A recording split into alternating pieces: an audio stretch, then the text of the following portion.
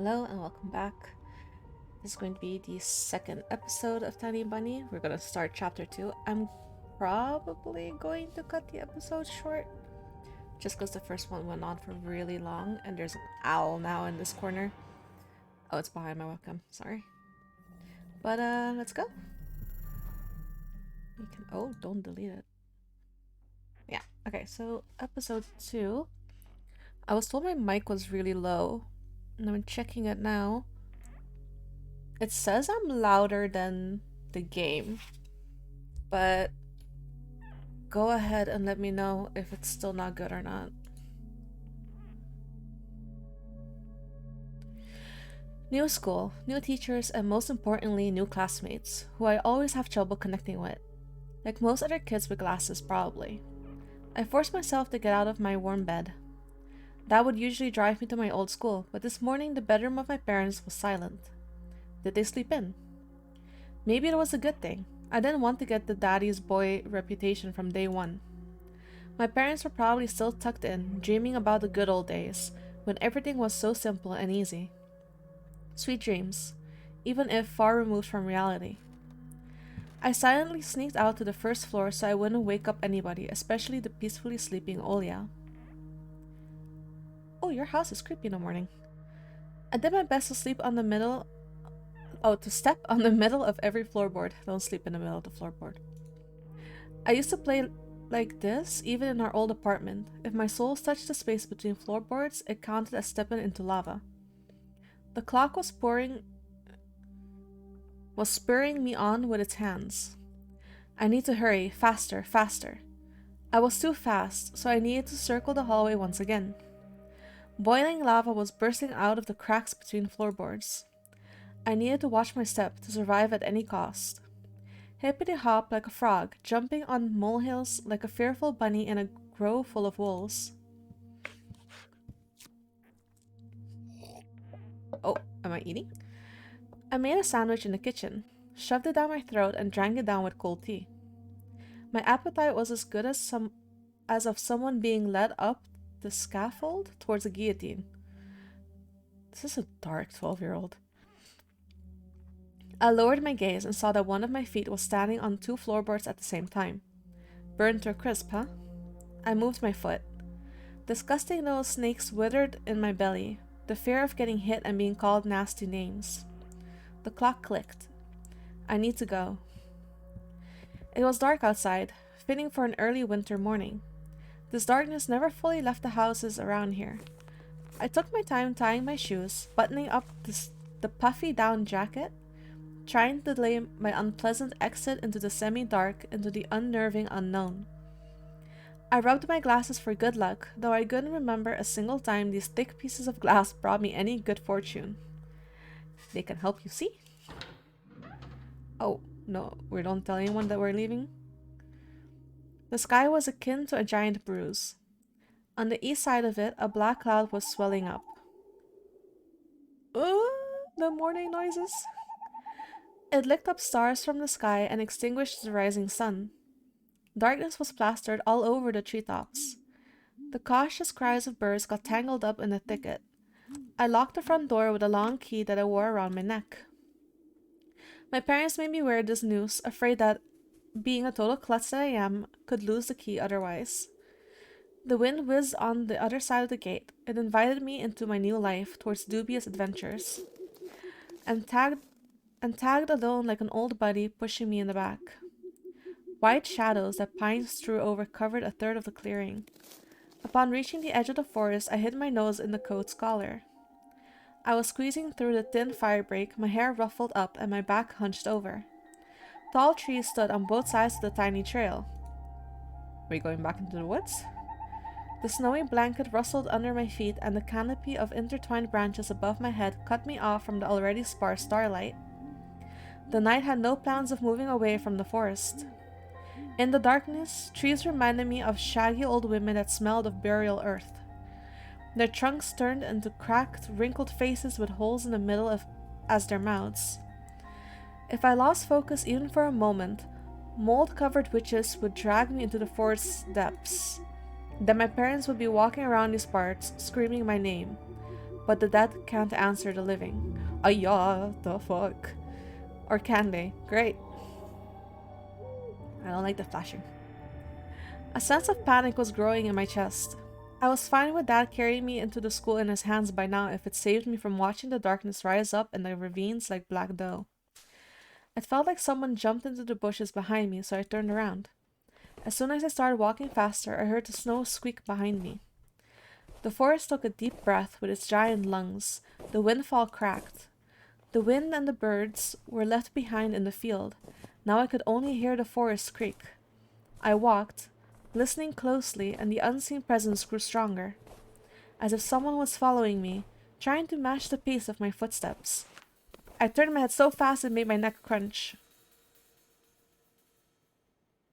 A tiny trail behind me disappeared into the darkness. Tree branches overlapped, forming a natural tunnel. Who's there? The question escaped my lips and dissolved into the unending creaking sound of the wooden idols, the pines around me. Why did I think going through the forest alone was a good idea? I'm either going mad, or someone had intentionally lured me away from home. Distant lights granted me a smidgen of hope. A country road. I ran there as fast as I could, as if afraid that the trail will shrink. Clawed hands will grip me by the shoulder, turn me around, and make me look at the faces of hungry forest denizens. In the end, nobody stopped me. I almost flew to the decrepit wooden bridge, disbelieving my luck. The bridge's supports bathed in spring, tarry, and ice cold. Oy, oy, oy. Can you imagine falling into that shit? Goddamn.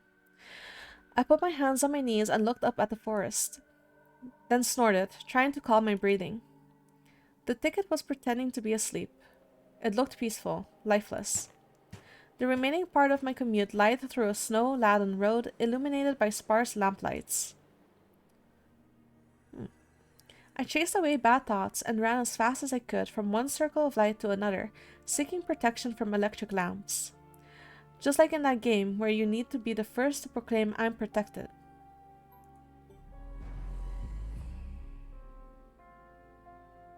Tag. A game where one player needs to tag the other players by touching it with their hands, making them it.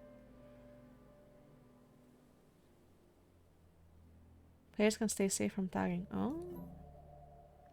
I don't remember it being played like that. It's just in the case that protection was flimsy at best, with darkness writhing outside its bounds. Writhing outside. What is that? Then I noticed something remarkably eerie and wet.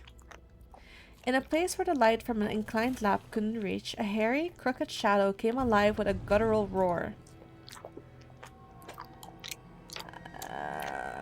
My eyes almost popped out of their sockets as I just stood there, blinking, trying to chase away that illusion. Yeah. But the shadow didn't disappear and even got closer. My insides were gripped by terror. I stepped back and almost fell into a snow pile. The black silhouette, on the other hand, straightened up and addressed me in a sweet voice. Sneaking around, huh? Trying to steal my soul? Words got stuck in my throat. Who could be talking in such a silky voice here, between the forest and the dormant village? Will you say something, dummy? A cat got your tongue? Alright, I'll bite off your nose then. That'll teach you not to poke it in places it doesn't belong. A girl stood before me, judging from the voice and the silhouette. But I couldn't even reprimand myself for getting scared by a girl before noticing a gaping mouth under her hood with something dangerously shiny inside. I was stunned. She's wearing a mask? From the cavity of her hood, a frightening real wolf face was staring straight at me. It's just her jaws weren't moving and her eyes weren't blinking. A mask. It's just a girl with a fox mask on. 'Cause that's normal? At least I wanted to think that. After a surprise like that, a nervous smile involuntarily crept onto my face. I was just going to school and then you... What about me? Never seen a fox feed a dog? Oh. And indeed, there was a small dog circling the girl's legs. One of the strays that were chasing me yesterday, probably. Sorry, I didn't mean to. After hearing my voice, the dog whimpered, lowered its ears, sniffed me out, and then started wagging its tail. I still smelled of bologna that I ate for breakfast. I was shifting my gaze back and forth from the dog to the girl. She didn't seem scary anymore, just weird. So you didn't mean to, huh? What's your name? I'm Anton. And you? And I'm not. Uh, Annoying. She's weird. Definitely has a couple of loose screws. But she has a nice voice. My astonishment has turned into a mix of happiness and relief. This girl I didn't know was definitely human, if a bit eccentric. I was also a bit angry at myself. This foxy girl was walking through the darkness without a problem, and I shuddered from every little sound. I could just walk away, but this girl had piqued my interest. The next time a police officer asks me about my friends at the new place, I'll tell them that I befriended a talking fox. Do you live around here? In the village? The fox giggled and purred. Oh, you can see her eyes now. She spun around so hard the hem of her coat lifted up. No, dummy. Foxes don't live in villages. So you live in the forest then? Have you been living under a rock? It's obvious that foxes can't survive anywhere near humans. As long as they're foxes. Her jokes were also weird. Just like her carnival mask, paper mache with fur glued onto it. A dog reminded us of its existence with a loud bark. I unfastened my backpack. That would sometimes throw food in there without my knowledge, cookies, apples, or even my favorite crab sticks. He called it a gift from the bunny. Treat from the bunny, the uneaten part of a business lunch or a treat specifically brought for children's. Parents would tell their children that the bunny asked them to deliver said treat, but it could also be any other animal, a squirrel or bear, for example. Okay. The stray strolled towards me with mincing footsteps. Mincing footsteps? With a pleading look in his eyes. The fox did definitely treat it to something, but it was probably still hungry. Why are you dressed like this, so early in the morning? Going to a costume party? The girl shrugged, throwing silvery snowflakes off her nose, and her human form along with them, turning into a genuine beast, a real fox, agile, cunning, and dangerous. A moment of hesitation and you'll be ripped to shreds. She'll tear you up and gulp you down without breaking a sweat. I couldn't help but just stand there as a stump. Until I heard her calm, melodic laughter. Calm, melodic laughter, hidden underneath the beastly mask. I wish you could have seen your own mask, sweetie. Did she say sweetie? I got embarrassed, went red up to my hair roots. We'd seen a fox in a zoo once, when we went there with Dad, but it had patchy fur, was gray and skinny. But this girl was a fiery color and fury, just like in fairy tales. I was still rummaging through my backpack. My fingers, that were searching for the dog's treat, stumbled upon some soft, crumpled object. You'll see. The real beasts will wake up soon. You should ask them where they got their human faces. The girl's shadow was dancing in the lamplight. The dog yapped in agreement. I freaked out and dropped my findings in the snow without getting a proper chance to examine it. Cold wind instantly covered the hole it created with snow. The dog rushed to dig it out, wanting to get its treat. And the fox just snorted. Now I was so embarrassed I wanted to sink through the snow. It was still dark outside of the electric circle. On the contrary, the darkness seemed even more thick. All neighboring houses were sleeping deeply in its inkiness. I did my best to continue the conversation with the weird girl I didn't know. So are you going to school? Oh my, you're a real dummy. Don't you get it? Well, I was trying to be friendly, but she can't stop mocking me, calling me a dummy and all. I should have just moved along without paying any attention to this weirdo and her stupid dog. Why are you so mean? Don't answer if you don't want to. It's not like I care. Still, something froze me in place, tugged me towards the dark figure. A mysterious appearance, her voice that was velvety and just languid enough. I was intrigued and excited. I watched her as people watch fires burn. Oh, stop pouting. Look here. Zulka took a liking to you. The dog was digging through snow with sharp movements, snoring loudly.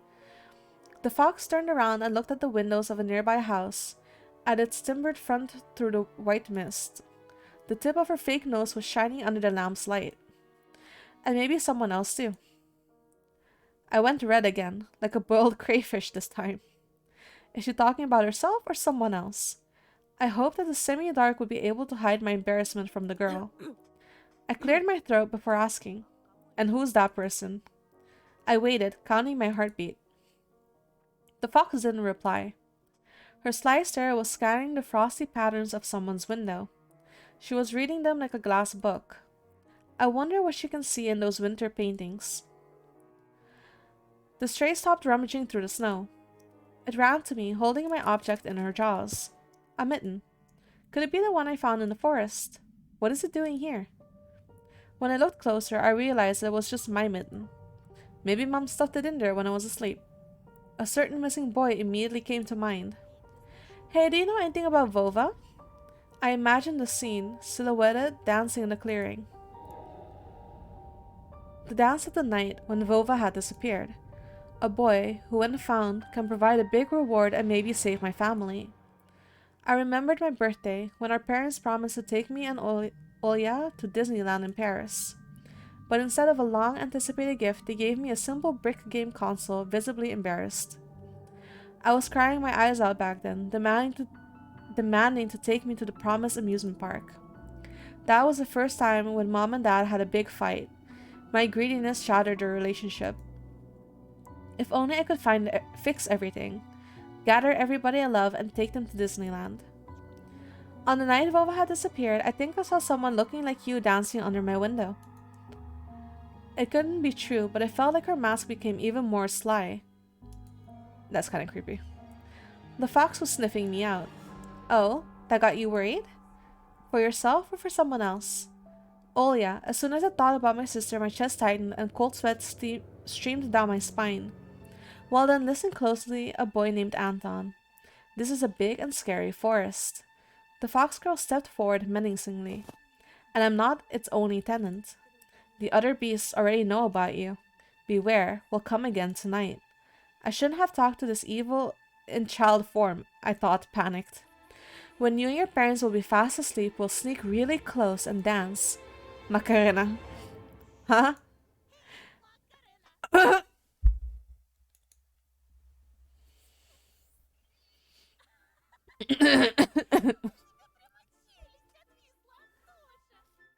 Oh my god.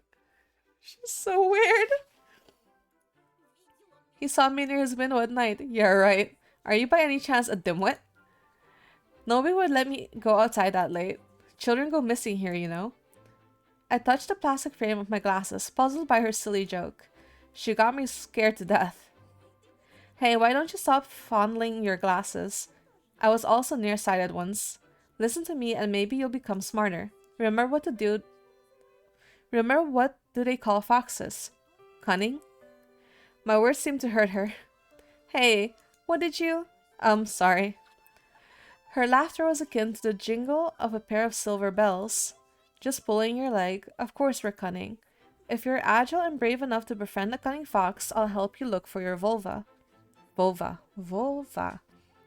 There's a reason why you're doing it, right? I shrugged in reply. Her insight was alarming. I know why children have been swarming our forest recently. Sometimes you can find a lot of interesting stuff there. One day, I saw a huge pile of candy once and I swam in it until my jaws cramped. A pile of candy? I couldn't deduce whether she believed in what she was saying from the tone of her voice. I showed her another smile, a fake one this time. Boo, so wary. Well, what will you say to this then?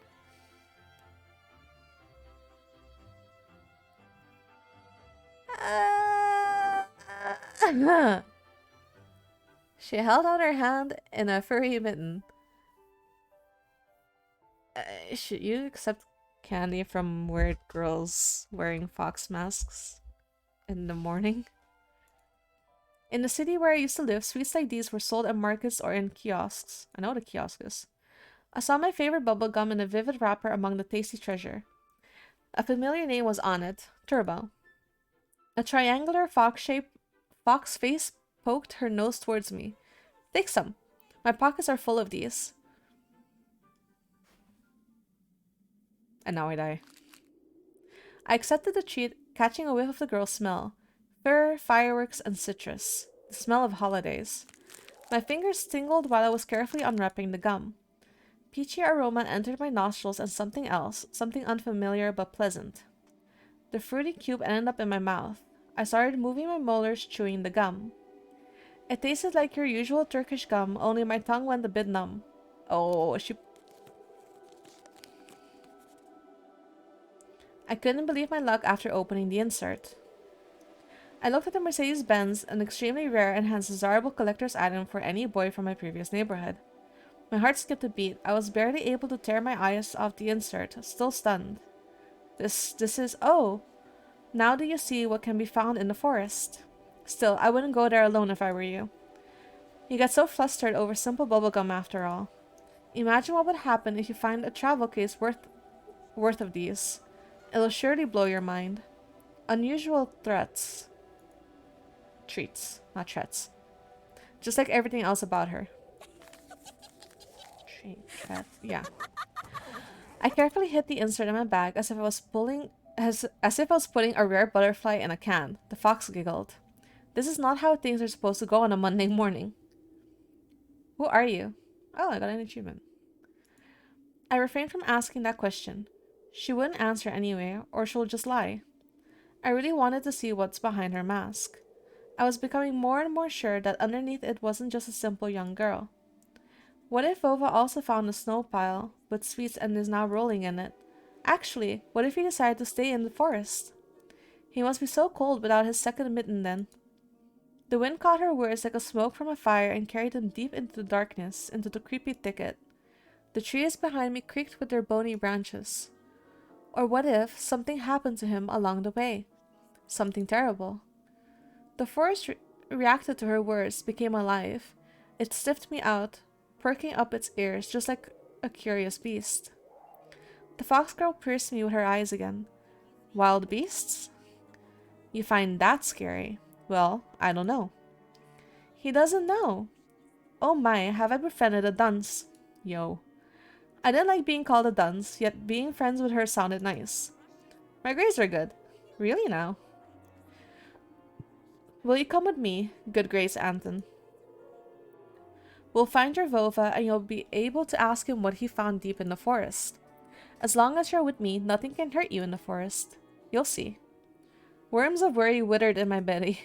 Better run, whispered my mind. I don't believe you. Do you take me for a liar?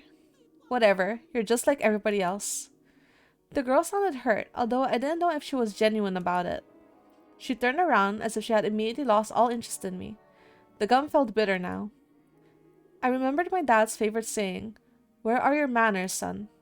Indeed, this fox was kind to me. Please don't get mad. Foxes can also be nice, like in fairy tales. I just need to know what kind of fox you are.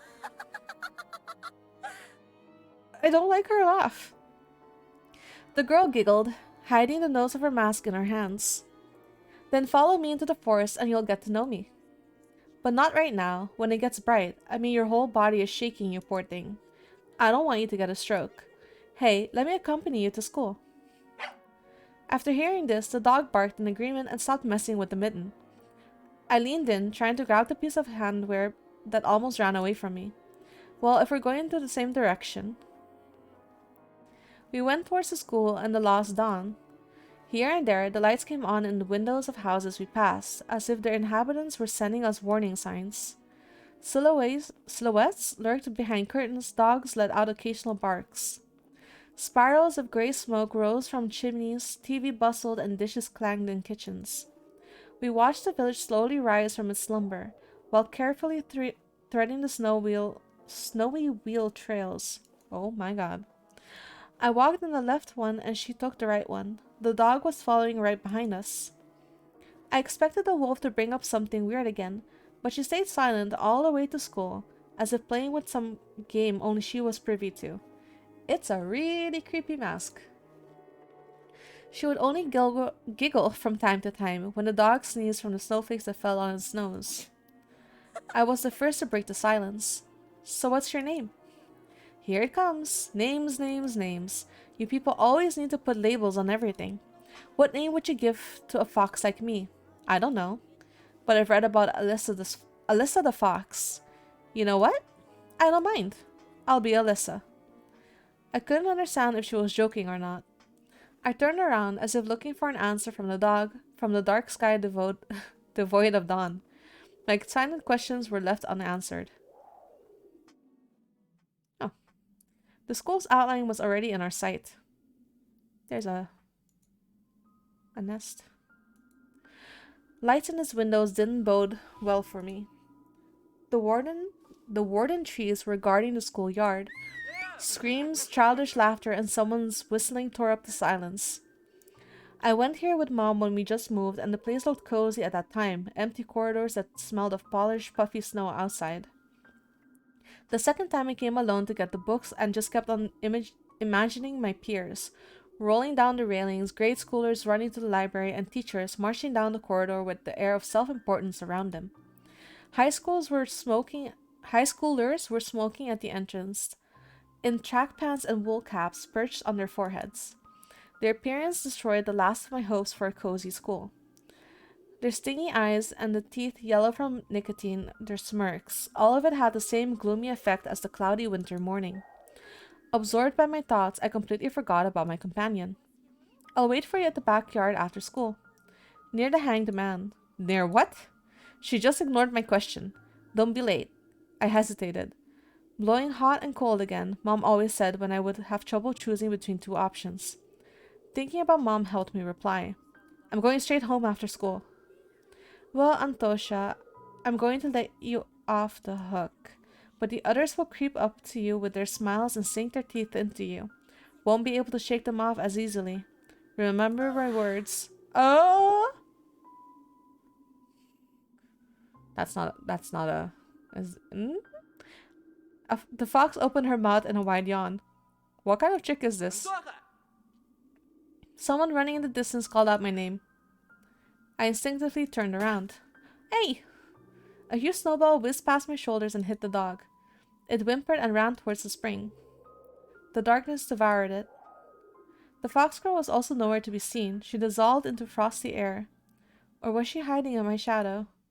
I gulped and swallowed the gum. Unlucky. After taking a deep breath, I went towards the school, towards the cutlets and dough, towards the light raining down onto the snow. Whose nest is this, I wonder? A magpie? Probably has all sorts of shiny things in it. Pieces of colored glass, bottle caps, polished coins, or child braces. I can do this. Ooh. There was a fresh-looking Volga parked nearby with one of its front wheels perched on the icy curb. Black like soothe, as if it was straight out of the horror story Dad loved to tell me when we hid in the attic during thunderstorms. I remember him always wearing a sad smile while mentioning the black car that snatched children. He would say, "It looks like a funeral car on the outside, white curtains and all, and it has a DSC in its license plate. Do you know what that means? Death to Soviet children." Funny, I was born in the USSR too. A tall man was standing near the gate, puffing out clouds of smoke into the wind. He didn't look like a teacher. Was he a PE guy, maybe? I carefully studied his face that looked like it was cut from a piece of granite, and his hair lip that was holding down a cigarette. He was playing around with car keys and staring back at us. The light from the cigarette was reflected in his eyes that were sitting deep in his eye sockets. I froze in place. The hulking man lazily tore off his eyes from us and walked towards the road. From us. She's already gone, though. Oh, well, let's go in. I could hear muffled voices behind the doors. Saw blinking lamps. Darkness crept along the windows, and it felt like the school was drifting in open space like a lonely lost spaceship. After going up to the second floor, I noticed a crowd around the notice board.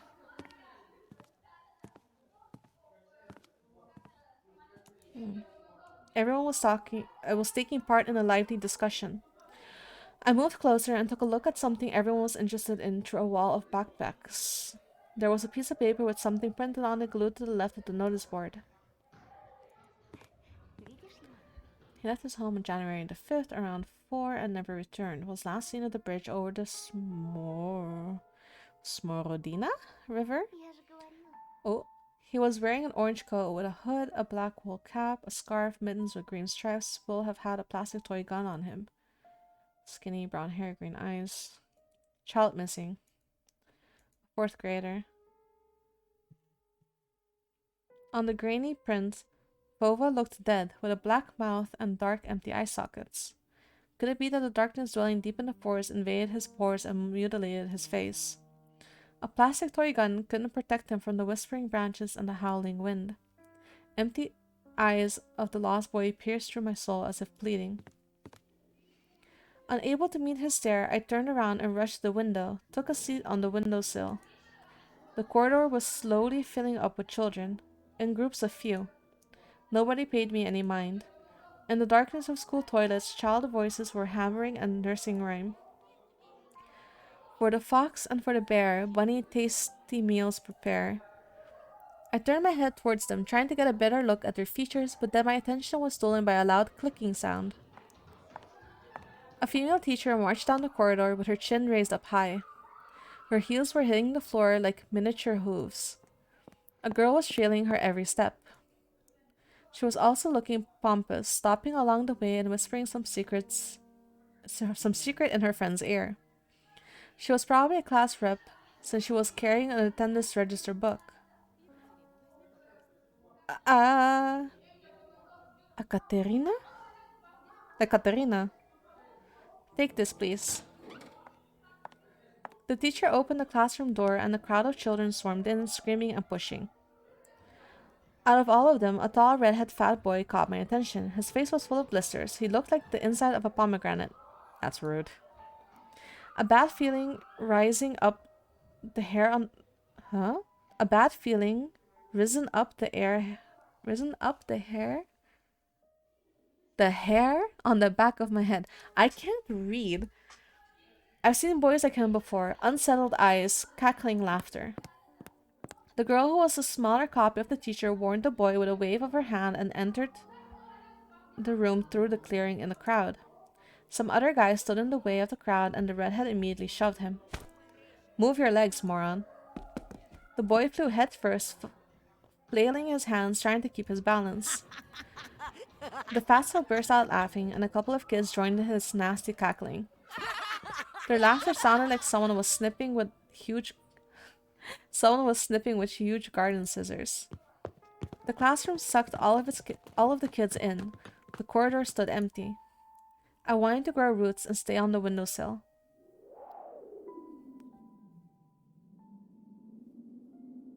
Just a handful of lampposts outside were battling the darkness, riding like fluorescent fish in the black ocean. Maybe I can still run away. Go outside, dissolve in the dark. I imagine myself running through snow, how it squeaks under my boots, and how I'm becoming lighter and lighter with every step. The ringer's drill blew that illusion away.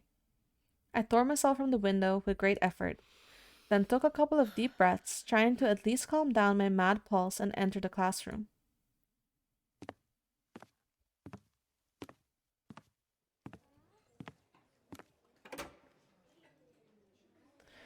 The prim teacher looked at me over the frame of her glasses, clearly annoyed.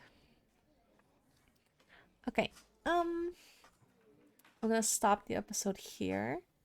All in all, he has had a very active Monday morning. I don't know what to make out of the mask fox girl. But I also wonder about like his imagination. Because he has like pretty dark thoughts also. But like his mom was giving him meds as well, so just wondering like what all of that is about, really. Yes, so that's the end of this episode. The game is on Steam. I don't think I mentioned that before. It's like $8 for all 3 episodes. So if you want to give it a try, go do that. And I will be back with another episode pretty soon. If you want to know when I release a different episode, there is the notification button, I think, underneath the video. You can subscribe, and that gives you a notification as well, I think. And then you'll know when I update, well, when I upload either this video or a different kind of video. But yeah, I really like it. I really like the art style. I wonder how this poor kid is gonna survive school, but you know, one step at a time, I guess. So that's it for today, and I'll see you later. Bye.